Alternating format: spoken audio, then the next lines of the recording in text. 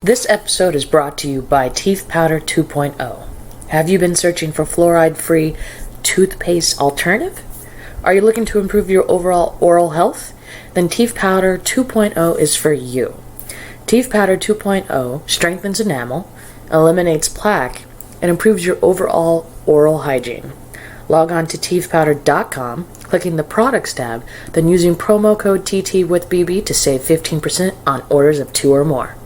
Free shipping for all U.S. orders. Again, that is TEEFPOWDER.com with promo code TT with BB. Hello and welcome to another rousing edition of Trending Topics with BB. I am your humble host, Brooke Brown, hence the BB. Well, I am back for another rousing episode before we get to that milestone episode of 100 episodes that is coming up next episode. But before I get to that, I want to do my usual housekeeping. Please log on to the official podcast website, which is trendingtopicswithbbpodcast.com. There you will find everything and anything related to this podcast. And I should mention also, just in case your ears are playing tricks on you, no, it's not happening. I live in Arizona. The air conditioning is on. Thus, you might hear some background noise. I apologize for that audio quality for this episode, but it's necessary. So to go forward, back to housekeeping. Everything that you can find on this podcast is on that website, trendingtopicswithbbpodcast.com. There you will find everything and anything related to this podcast, social media, links to the merchandise, everything that's also linked in this episode's description is there for you. And if you have any comments, questions, or concerns other than audio quality, I know that's a big deal out there for you. Or if it is, you can also contact via the email address that is also provided at ttwithbbpod@gmail.com for any comments, questions, or concerns moving forward. So, this is another bonus episode. I want to talk about binge watching. Yes, this is another binge what episode about the world we live in streaming entertainment, which is on Netflix, Hulu, Amazon Prime, and the list goes on. And breaking news, if you did not or just realized based on what has just been announced, the upcoming new streaming platform by Disney, Disney Plus. I don't know if you know this, but Disney bought Hulu, acquired Hulu this past year. And I think I mentioned in the past episode, I now have my sports through ESPN Plus. Well, you can now, starting in November when Disney Plus is officially launched, you will be able to bundle ESPN Plus, Hulu, and Disney Plus for the rousing monthly price of $12.99. That's fucking epic. Because that's basically, despite everything going streaming and online, and people are like, well, that's getting rid of cable television altogether. It's actually just recycling in a new way. So pretty soon we're going to, instead of bundling cable networks, we're going to be bundling different streaming platforms that has the same content. There's actually way too much content out there, which is why I got the rousing idea to start Binge What, to promote the fact that I've become one of these people that consumes this wonderful content. Case in point, if you like that sort of thing. You may or may not know I'm a pop culture junkie, so I pay attention to this. But I failed to mention some wonderful binge-worthy shows on the first episode, because I wanted to keep it short and tidy. But I felt the need to bring, instead of limiting it to just a few suggestions, I'm interested in maybe you listeners out there, if you want to get in on the conversation, leave a comment or email ttwithbbpod@gmail.com if you have any suggestions concerning upcoming content. But some binge-worthy shows I failed to mention in the past, or if I did, I apologize if I mentioned this on the past episode. But on Amazon Prime, definitely check out Marvelous Mrs. Maisel. I think I did mention this, but what was great about that series, they're actually shooting season 3 right now, is that it follows the life of a female stand-up comic. And in the world, in the day we live in now, stand-up comedy is still really hard for women, along with a lot of other industries. But that's a whole nother episode in itself. But it was just really well written, well acted, as evident by all of the awards the show has gotten in production, as well as the actors themselves.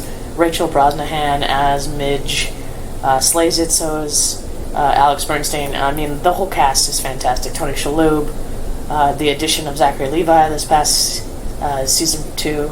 Spoiler alert, but I definitely would recommend checking that out if you have Amazon Prime Video. Along that line, on Amazon Prime Video, if you have not checked out Jack Ryan, now, yeah, it's the Tom Clancy Jack Ryan adaptation that is now on Amazon Prime. Now, with this, I will warn you that the funny thing about the show is that it's very intriguing way of writing. I mean, it's your typical thriller, spy, military action series. So you will be hooked because you're curious what's going to happen to Jack Ryan, played by John Krasinski. However, there's really no conclusion. It's not a well-written show in the fact that it's tied up in a little bow at the end of every episode or the series, but they're about to release season 2 on Amazon Prime, already advertising it if you have not noticed.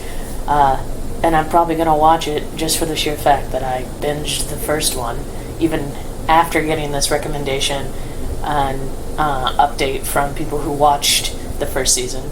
But it was entertaining nonetheless, and that's really where this all comes down to. Are you entertained? Then, by golly, watch it. If not, there's a shit ton of other content to find out there, so have at it. Also, I have noticed... I think I did mention, because I mentioned on Binge what episode 2, the first episode of the series, Lucifer, which is on Netflix. Ironically, one of the same writers that wrote the comic book series Sandman and Vertigo, one of the writers, Neil Gaiman, is also in charge of writing Good Omens, which is on Amazon Prime. Now, I will let you know that I have not fully invested a lot of time into Good Omens because the first episode was very slow for me, and I just didn't have the patience. I might give it a go. I mean, I like David Tennant, I like Neil Gaiman, obviously, so we'll see going forward, basically, if I do continue with that, no harm, no foul. I have noticed the advertisement of a few other series and documentaries on Amazon Prime that I'm looking forward. There's one that tackles some sports. Let me see here. I'm just apologize. I'm looking at my list. It is This Is Football, but football as in soccer, but football. I'm gonna definitely check that out on Amazon Prime. I couldn't get into Homecoming, but I've heard it's very good if you like Julia Roberts. So that's probably one that I may get into. Now, to go back to Hulu, I've been using Hulu recently more as a app for shows that I have missed, which I also did use Amazon Prime. I did buy the first and only season of Rush, that was a USA show that's on Amazon Prime. But to go back to Hulu, like I said, I found a comedy on BBC that was it's over 10 years old. And I think only the first season is on Amazon Prime in the US, but the entire series is on Hulu, and it's called Miranda. And it's a sitcom loosely based on Miranda Hart's life. I mean, she writes it and stars in it. And it's just a delightful little sitcom that aired on BBC. I think it first aired in 2009, and it's very short. I mean, There's technically 4 seasons, but 3 seasons are only 6 episodes long, and then the 4th season is just 2 specials. So, like 25 episodes in total. But it's just a little delightful sitcom with British humor, and just all around, it's just a good show. So if you like to laugh at kind of like the hilarity of Miranda Hart and her brain, and just the whole cast was fantastic. Check that out. Hulu is also great. The difference is with Hulu, even though having already mentioned they're being bought by Disney, is that the difference with Hulu is that Hulu allows networks to post many different shows, so that shows that are currently on cable television right now are available the next day for your listening and viewing pleasure. So I have caught up on Restaurant Impossible, Chopped, a lot of cooking shows. The Food Network, also the Great Food Truck Race is on there. I know a lot of people love their British Bake Off. I've watched a few of those episodes. Not really a binge-worthy thing for myself, even though I'm an Anglophile in terms of British content, but maybe I just haven't really paid full attention to the Great British Bake Off like I should have. But that's what I like Hulu about. But interesting enough, the reason I want to binge is go back to some, now reverting back to Netflix content. I'm not sure I mentioned on the previous episode about Orange is the New Black. The final season just dropped on Netflix. Now, it was a binge-worthy show, and I was happy that it got canceled after this past season, but then a fan outcry, cult following, urged them to make a final season. Now, I watched the first couple episodes of this latest season that just dropped. It's really more, it's just not attention-grabbing like the previous seasons. The story is very forced based on what happened. I will not spoil any of this for you. But I'm not really like, I'm going to finish this season because I'm one of those people that has to finish what I'm launching. But it's not one of these ones that I can binge in a couple days like I have in the past. So I will say that Orange is the New Black overall is a great show for what the show tackles in terms of racism and female imprisonment and mass incarceration and all of those harsh issues that actually happen in our real life. So it's a good show in terms of showing the harsh realities of what is happening in real life. However, the intricacy, plot, and storylines with the certain characters in the show are just feeling tired at this point. But I will give a hats off to the writers, cast, and crew of Orange is the New Black for overall creating a great show. So if you have not been one of those people, I do suggest you check out Orange is the New Black. Now, I have mentioned that I'm a cord cutter for years, and I will mention that I did not know that there was this show, I think it was on a Lifetime, called You. Now, this show last year became really popular because it was added to Netflix. It's the premise of the show. It's basically about a stalker and what ensues. They're shooting, or they're finishing the second season that is going to be released on Netflix. Because of it was a book first and then adapted into the show. It's very intriguing. Despite what happens in the show, we want another season. And I say we because I'm putting myself and all the other millions of people that watch the show. But if you have not watched You, it's actually better than you think in terms of the fact that it was originally on Lifetime and then adapted into Netflix. But I'm looking forward to season 2 of that being released soon. Another one that was popular in recent months on Netflix is Dead to Me, that stars Christina Applegate and Lindy Cardinelli. Now, I will say it was a good show. I binged it. I mean, it's a really short binge. But honestly, it was a little predictable for me.